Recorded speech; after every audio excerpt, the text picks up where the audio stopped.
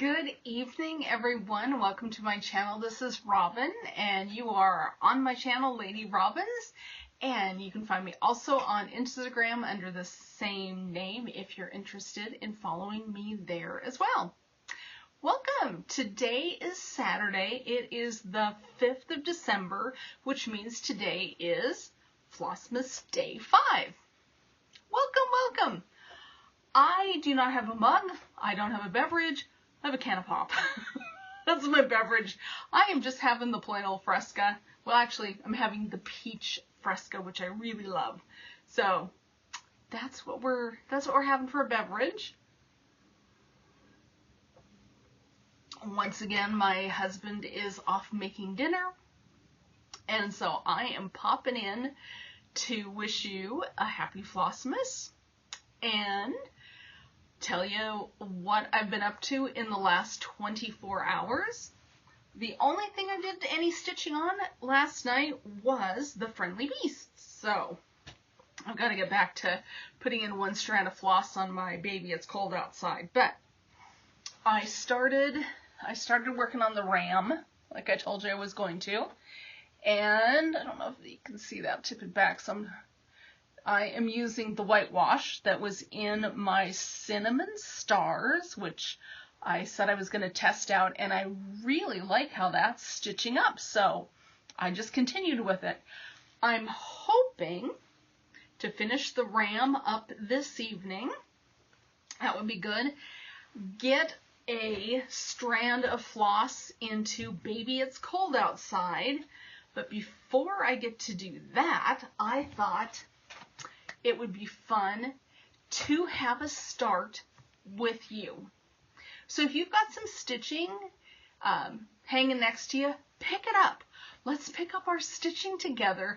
Let's do a 5-minute stitch along. I am going to start my Stitching Book Club, A Christmas Carol Part 1. So this is what it's going to look like. And I know you can still get in on this if you're interested in, but look at those colors. Aren't they going to be fantastic? So what I did before I turned on my camera is I figured out where my starting point is. I don't know about you. I used to be a center starter. I just, get the size fabric I needed, and I'd go straight in the center, and then I'd spread out from there. I have changed my tune. I now am a corner starter, a left corner starter, and I like to give myself 3 inches of border for finishing. So I have counted that out on my piece of fabric, and I've already threaded my needle. So I thought, let's have the briefest of stitch-alongs. I thought that would be a fun way to spend a Saturday Flossmas with you. Apologies, we are not going to have Miss Angie opening up her Advent box, which is right over my shoulder there. She is having trouble with getting over the anesthesia. She had 2 little cysts on her eyelids.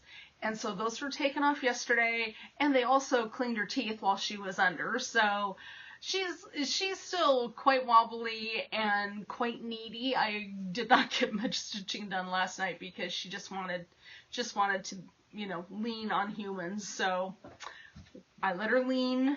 I did as much as I could on the ram, but there was basically just dog cuddling that went on last night. You know what? That's okay. That's all right. Pets are important, and she needed me, and so I had to be there. So, with all of that being said, I am going to start on my pattern, and I'm starting with the beautiful DMC 321, that beautiful Christmas red. So, grab your stitching, and let's do this, shall we? Let's get our first stitches in on this. And I'm going to, because it's DMC, it's not variegated. I don't know if you can see that. I'm going to start with the loop method. I don't know if others are loop starters, but I thought that would be a good way to go. And you'll have to forgive me. I have to change my glasses. I have got crazy things that I have to do. These are readers. And I think they're 4.0.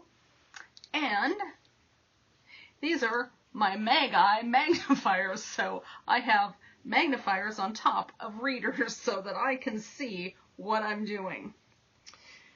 Oh my goodness. So today at work, I work in a library. We are still all closed down for patrons to come into the building, but you can call our phone number if you have a reference question, and we're happy to answer your question, or you can schedule a pickup if you've got items that you've put on hold that have arrived at the branch. So we actually were fairly busy with people picking up holds. So it's fun because our windows are glass, and so we get to wave at our patrons. And the other thing that we're doing that is really super fun is we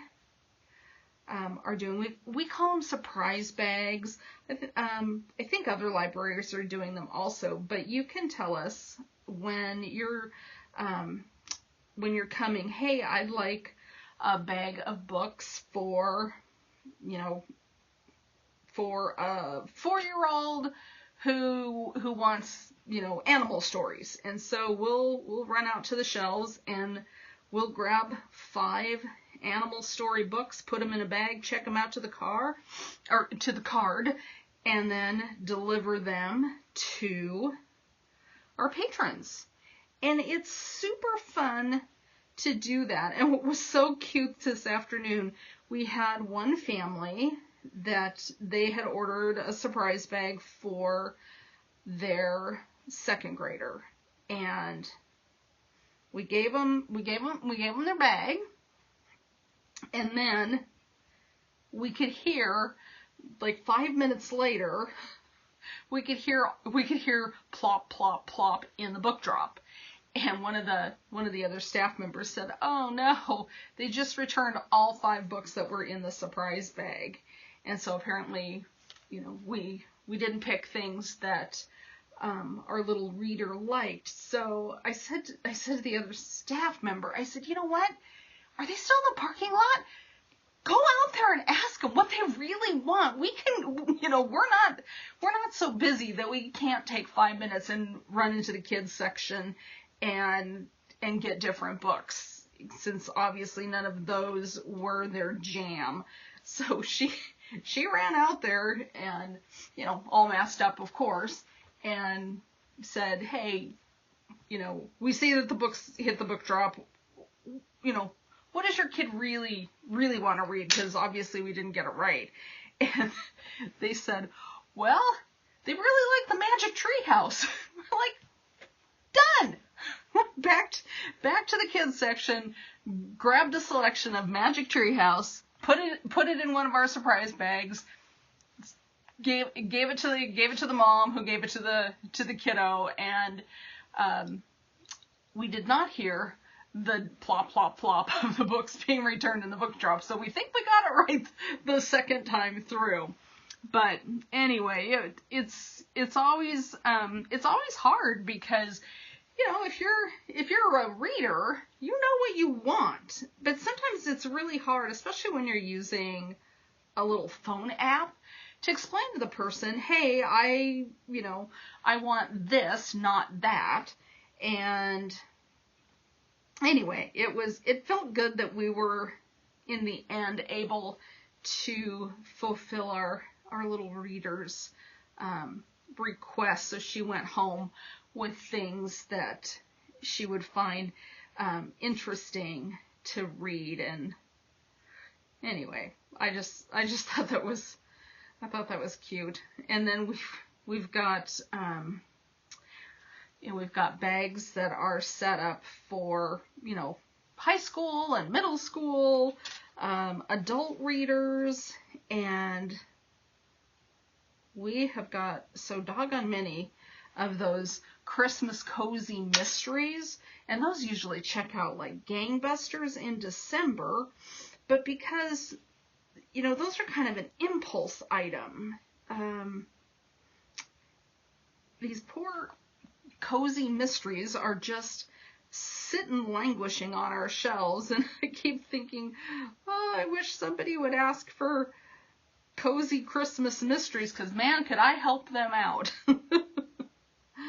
All right, I have almost finished up the red bits, and then I'll turn this around and show you where I'm at.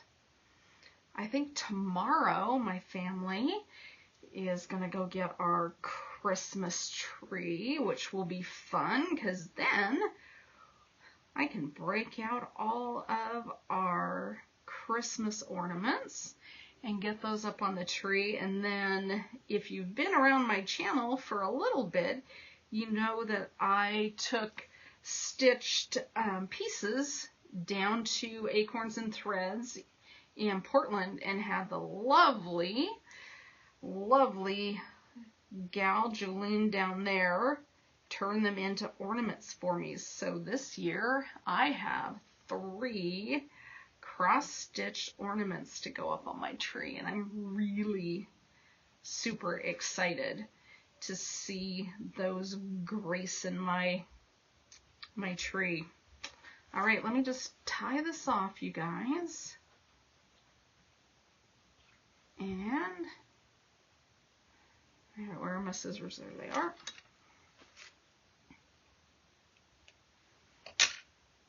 Okay, so there are my first stitches on the Stitching Book Club, A Christmas Carol Sal. They are in there. Hey, I hope you grabbed your stitching and stitched with me a little bit, and I hope you have a good evening. I will be back with you tomorrow, and who knows, maybe I'll even have a Christmas tree to show you with my brand new cross-stitch ornaments. Okay, you guys, have a great evening, and I will see you tomorrow for Flossmas Day 6. Okay, bye.